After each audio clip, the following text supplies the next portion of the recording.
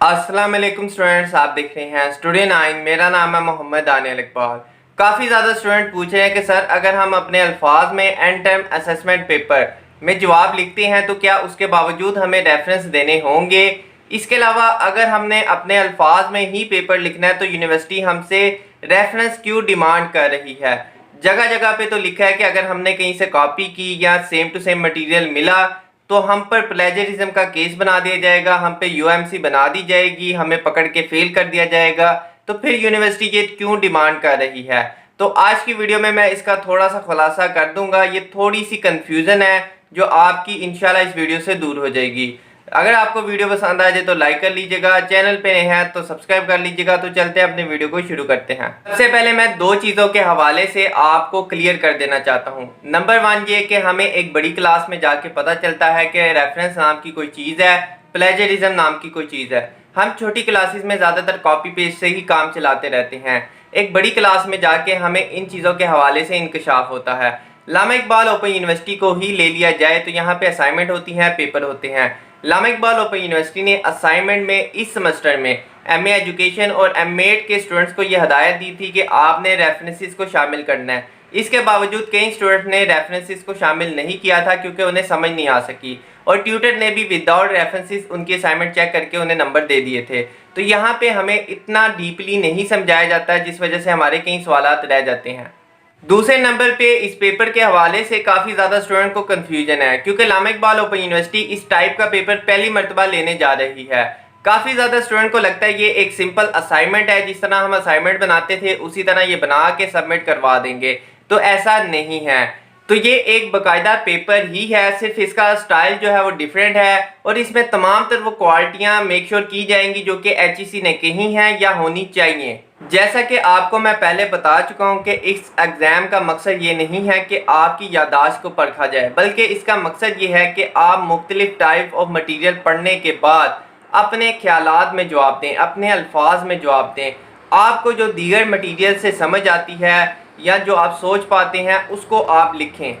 तो यहाँ पे कई ज़्यादा स्टूडेंट्स को समझ आ चुकी है कि हमने जवाब अपने अल्फाज में लिखना है, लेकिन यहाँ पे बेसिक क्वेश्चन ये आ रहा है कि अगर हमने अपने अल्फाज में लिखना है तो हम रेफरेंस किस चीज़ के दें, और अगर हमने रेफरेंस देनी है तो अपने अल्फाज में क्यों लिखें।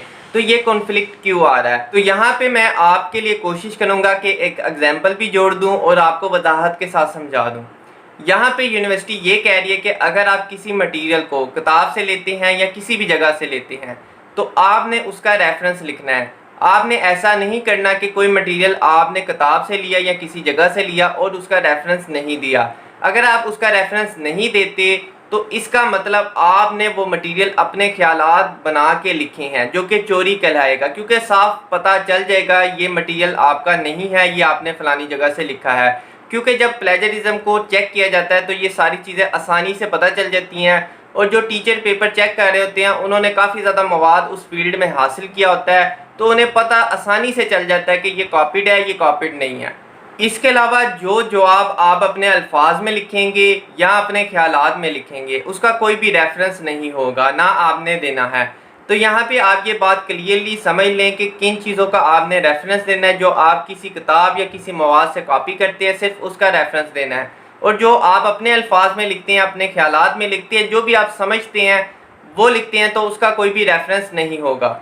अब यहाँ पे ये बात आती है कि हमने कॉपी ही क्यों करना है। बेशक रेफरेंस के साथ करना हो या बगैर रेफरेंस के करना हो, आपने रेफरेंस के बगैर तो नहीं करना, लेकिन रेफरेंस के साथ कॉपी ही क्यों करना है जब हमने सारा का सारा जवाब अपने अल्फाज में लिखना है। तो यहाँ पे आप गलत समझ रहे हैं कि आपने सारा का सारा जवाब अपने पास से नहीं लिखना। आपने कोशिश करनी है कि अपने पास से 90% लिखना है। इसके बावजूद आपने 10% जो है वो दीगर मवाद में से लेना है और उस पर भी बहस करनी है। इसमें मैं एक एग्जांपल आपको दे देता हूँ ताकि आपको समझ आ सके। सबसे पहले आप ये भी क्लियर कर लें कि हो सकता है जो सवाल आपके सामने है उसकी डिमांड ये हो, उसकी डिमांड ये हो कि आप अपनी किताब से कुछ थ्योरी पढ़ें, कुछ डेफिनेशन को पढ़ें और लिखें, उसके बाद उस पर बहस करें। अगर आप डेफिनेशन किताब से कॉपी करेंगे तो उसका रेफरेंस बन जाएगा, उस पर बहस करेंगे तो उसका रेफरेंस नहीं बनेगा। इसके बाद बहस में आप हो सकता है किसी एक्सपर्ट की राय को शामिल कर ले। आप कोई किताब पढ़ते हैं, उसमें एक्सपर्ट कोई ऐसा ओपिनियन देता है जो आपको बहुत अच्छा लगता है, आप उस पैराग्राफ को कॉपी करके लिख लेते हैं अपनी राय में, तो उसका आप रेफरेंस दे दें। तो इस तरह आपकी बात की सपोर्ट हो जाती है। आपने अपनी बात की सपोर्ट में कुछ दलाइल लेके आने होते हैं। जैसे आपने उर्दू के बच्चों को या उर्दू के टीचर को देखा होगा, वो हर बात के बाद शेर को बोल देते हैं, जिससे उनकी बात में ज़्यादा वज़न पैदा हो जाता है। तो यहाँ पे काफ़ी ज़्यादा स्टूडेंट समझ रहे हैं कि 100% मवाद हमने अपने अल्फाज में लिखना है। तो ऐसा नहीं है, आप अरस्तू नहीं हैं। आपकी 100% तहरीर जो है वो एक्सेप्ट नहीं होगी या उस पर नंबर नहीं मिलेंगे। आपने अपनी बात की सपोर्ट में कुछ दलाइल लेके आने हैं, जो कि आप दीगर मवाद से कॉपी करके भी ले सकते हैं, लेकिन उसका रेफरेंस देना होगा। यहाँ पे मैं एक एग्जांपल ऐड करता हूँ ताकि आपको थोड़ा सा बेहतर समझ आ सके। मिसाल के तौर पे आपका इस्लामियात का पर्चा है, उसमें आपको कुछ सवालात दिए जाते हैं कि ज़कात की अहमियत, नमाज की अहमियत या मसावात की अहमियत या अकायद की अहमियत या उनका रोज़मर्रा की ज़िंदगी में क्या असर होता है वो लिखें। तो आप अपनी किताब को अच्छे तरीके से पढ़ लेते हैं, दीगर किताबों का मताला कर लेते हैं, इंटरनेट से जो मटीरियल आपको मिल सकता है वो पढ़ लेते हैं, ज़्यादा से ज़्यादा इल्म हासिल कर लेते हैं। उसके बाद आप जवाब अपने अल्फाज में लिख सकते हैं। लेकिन बेहतर जवाब लिखने के लिए आप उसमें हदीस मुबारक भी ऐड करेंगे। नबी पाक सल्लल्लाहु अलैहि वसल्लम की जितनी हदीस आप ऐड कर सकेंगे उतना जवाब बेहतर हो सकेगा। इसके बाद आप किसी आलिम दीन का भी मटेरियल शामिल कर सकते हैं। इस तरह आपकी बात में वज़न पैदा हो जाएगा और वो एक खूबसूरत भी नज़र आएगा।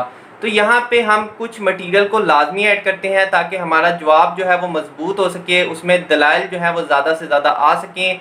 या हम अक्सर ऐसे भी कर लेते हैं कि किसी आलिम दीन की बात को लिखने के बाद उस पर तबसरा कर देते हैं कि हमें ये चीज़ें समझ आती हैं या ये चीज़ें लगती हैं। ये तो खैर इस्लामियात की बात थी।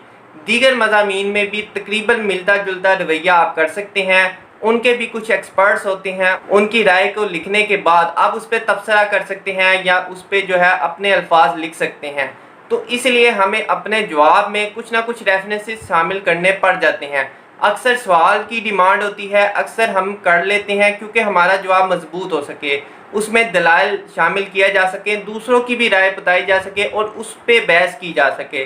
तो ये एक थोड़ा सा डीपली कॉन्सेप्ट है। जब आप इस पर प्रैक्टिस करेंगे तो आप परफेक्ट होंगे। आपके लिए फ़र्स्ट टाइम अचानक से ये पेपर आ गया, अगर आपने पहले कभी थीसिस नहीं लिखे, आपने पहले कभी इस तरह का मटेरियल नहीं लिखा, तो आपके लिए थोड़ा सा मुश्किल तो होगा। लेकिन आप इस बात को समझने के बाद थोड़ी बहुत कोशिश कर सकते हैं और इंशाल्लाह बेहतर ही होगा। यूनिवर्सिटी को भी पता है कि कई बच्चे पहली मर्तबा ये चीज़ करेंगे तो वो भी आपके लिए थोड़ी सी नरमी का रवैया रखेंगे। तो उम्मीद करता हूँ मैंने आपको डिटेल से समझा दिया हो कि रेफरेंस देने भी हैं और नहीं भी देने, इस सवाल का क्या बेहतर जवाब हो सकता है। तो मुझे दीजिएगा इजाज़त। अल्लाह हाफ़िज़।